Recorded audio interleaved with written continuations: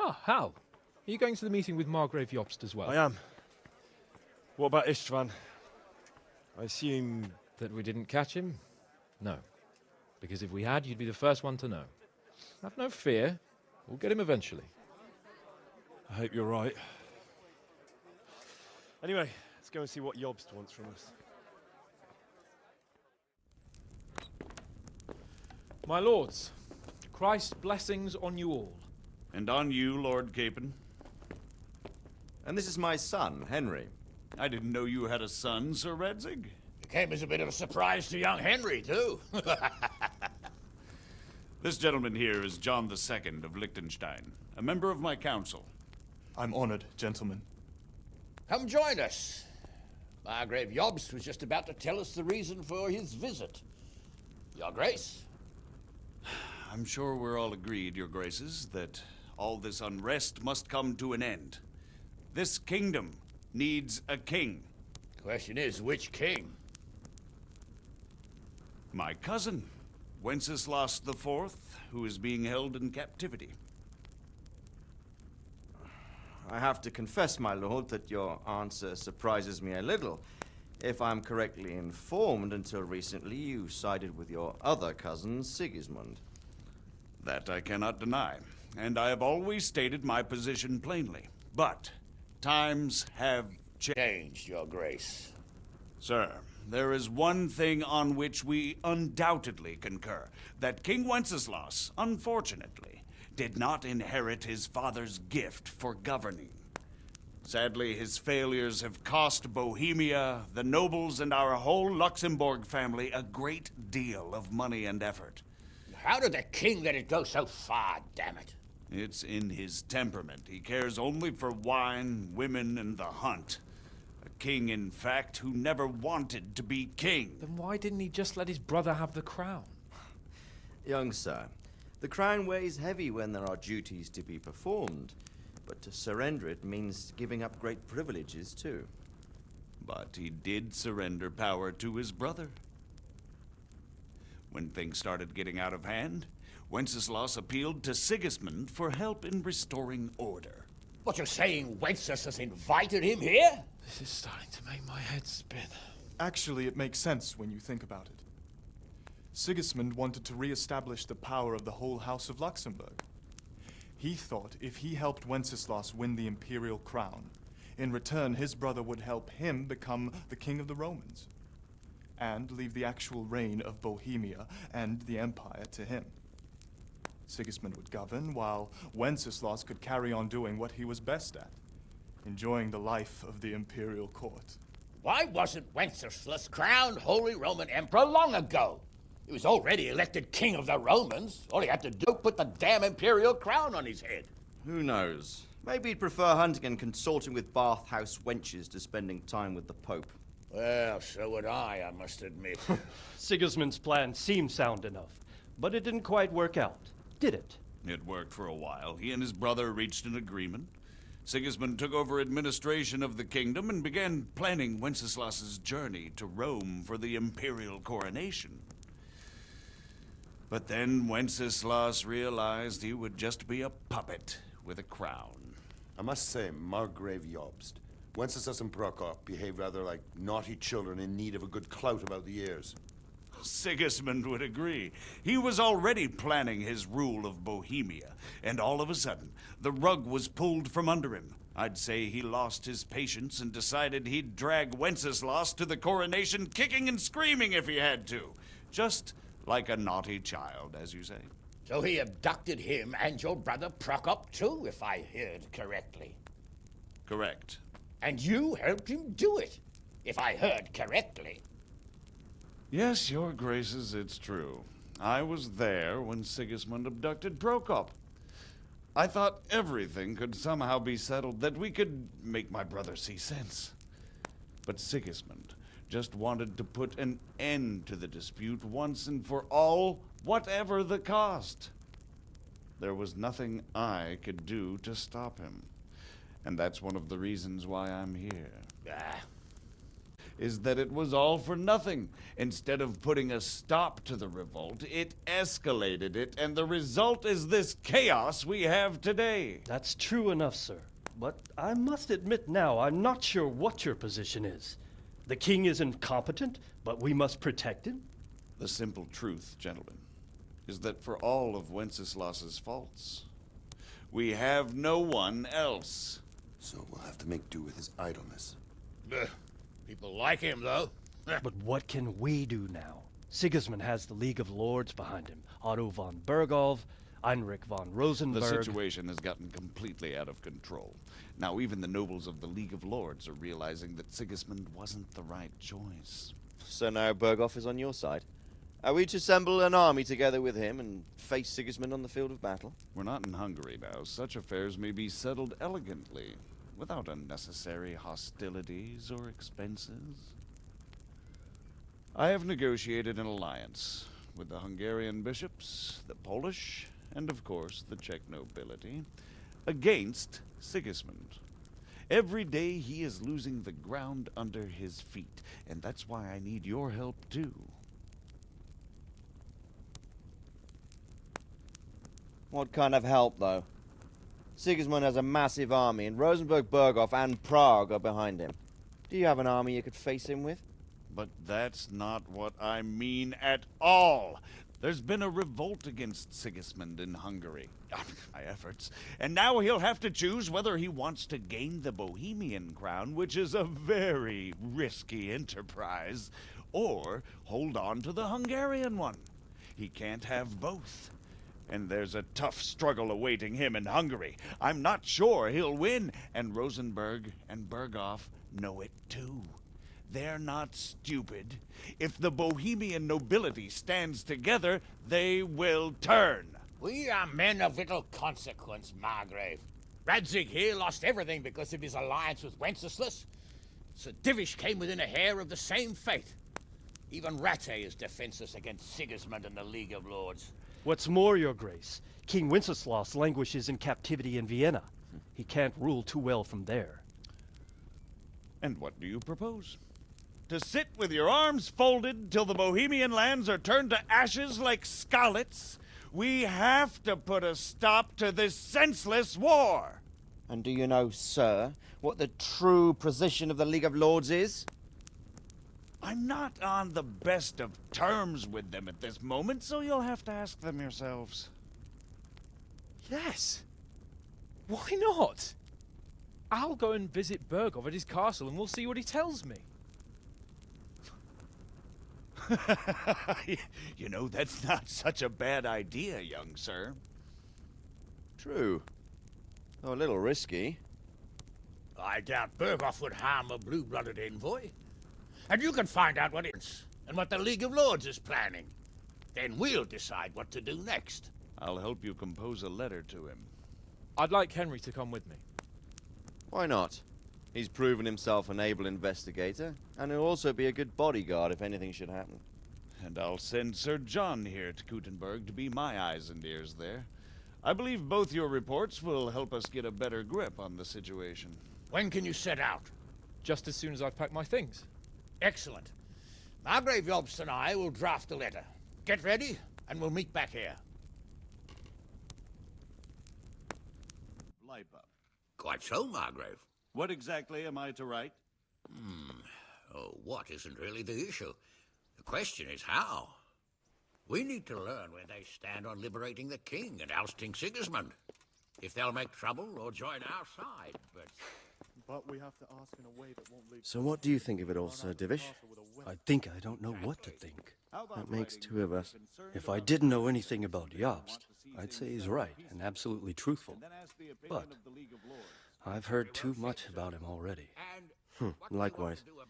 But I do feel he's the one with the best chance to put things right. Well, we'll see what we learn to from resolving the dispute. If the League of And Lords what they stands with plan to do Sigismund, about the then god-awful our chances mess in pale. the In spite of everything Jobst said. We shall see. We shall see. I couldn't have put it better myself. So, it looks like you're off on a mission. Yes, I can't wait. I don't want to dampen your spirits, my boy, but watch out. These are evil times, and who knows what can happen along the way. Not to mention that Bergov is no saint. Don't worry. I know. You've shown you can fend for yourself, but do take care. You'll be traveling as Lord Capron's bodyguard. You'll be there to make sure nothing untoward happens to him. Keep your eyes peeled and your ears wide open. What Bergov tells you is one thing, but what you see may be quite another. Rest assured, Father. And don't get embroiled in anything else. Just hand over the letter, hear out his reply, and return. Yes. Very well. Bergov is at Trotsky Castle. I think you'll find it quite an eye-opener. It's one of the finest castles in the land. It's 3 days' ride from here, so unless you hit a snag along the way, you'll be back soon enough. Any questions? I'm getting a bit lost in the Luxembourg lineage. It all seems a bit too tangled. The Luxembourgs have ruled the Empire and Bohemia for almost 100 years now.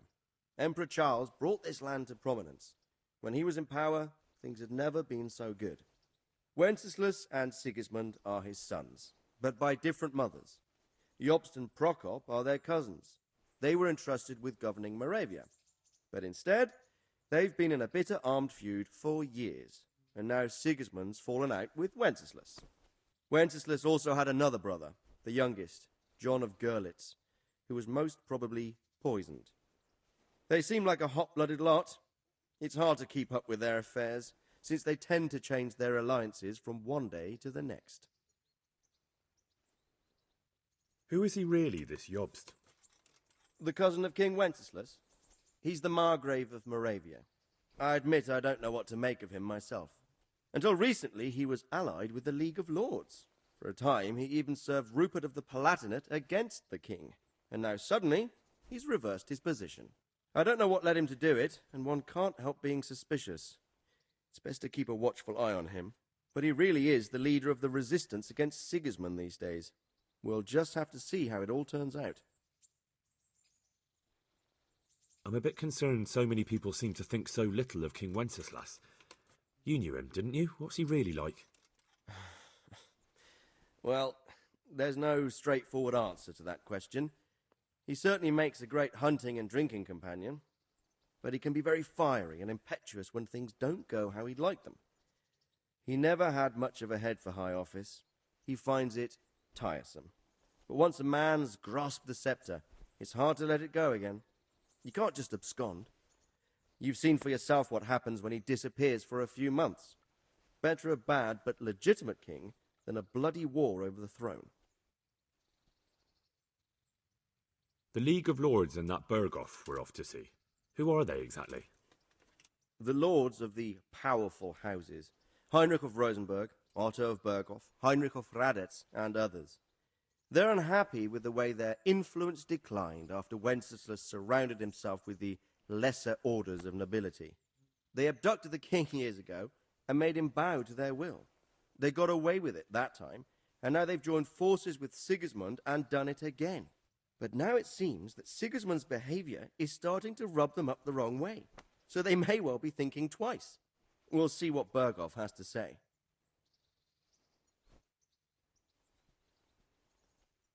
I don't know all that much about Sigismund. He's the king's younger brother and king of Hungary in his own right. 7 years ago, he led a crusade against the Turks and was defeated at Nicopolis. Some say it was due to the recklessness of the French knights, most of whom were mercilessly slaughtered. Sigismund is ambitious and capable. He might well make a better ruler than Wenceslas, but he's arrogant, and to our misfortune, brutal. Not long ago, he himself was held captive by the Hungarian nobility. They dislike him as much as some of the Czech and German noblemen do his brother Wenceslas. Ironically, Wenceslas joined forces with Jobst to liberate him. And now this is how Sigismund repays his brother.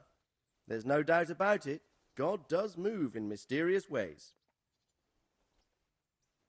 Who is this Prokop that Job spoke of? Jobst's brother, the king's cousin.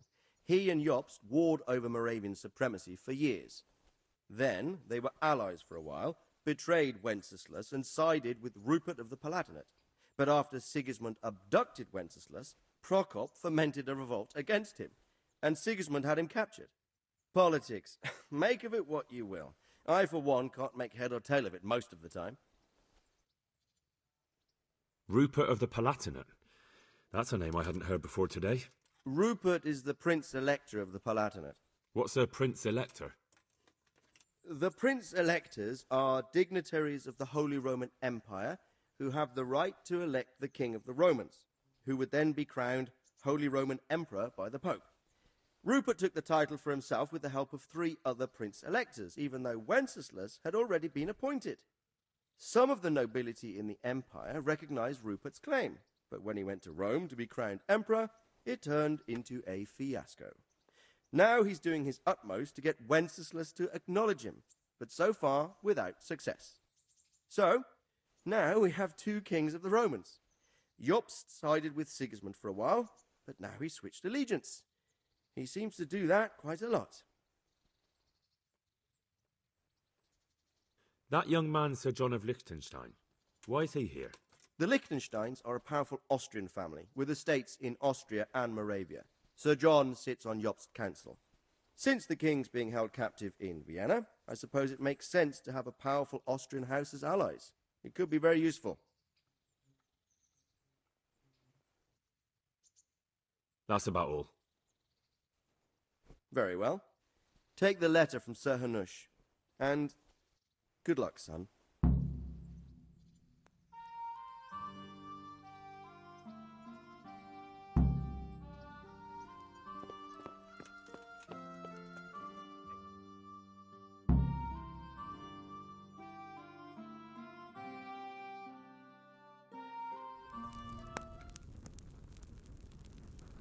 I believe we have written it well, gentlemen. Without a doubt.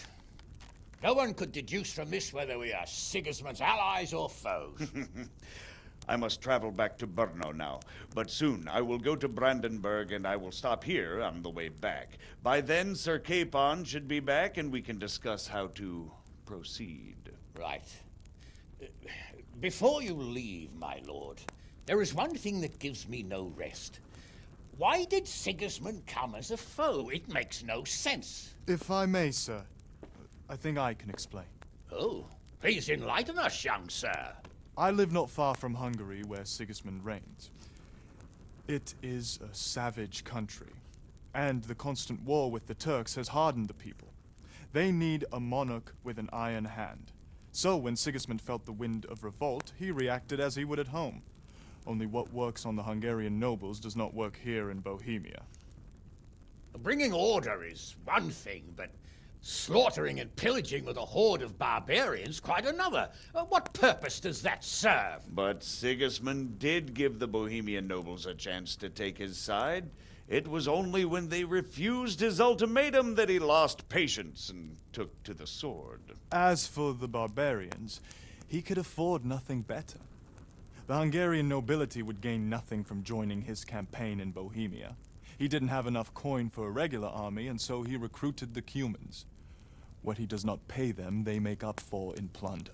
But in the end, he didn't have enough to even satisfy the Cumans. That's why he raided Gutenberg and Skalitz. He wanted the silver. That makes sense.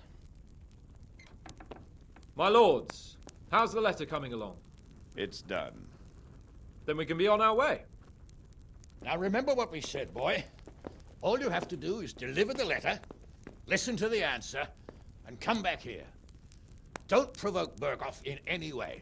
Provoke? Me? Never, Uncle. We'll be back in a few days. Farewell, your graces. Come, Henry, my men are waiting. I wish you Godspeed.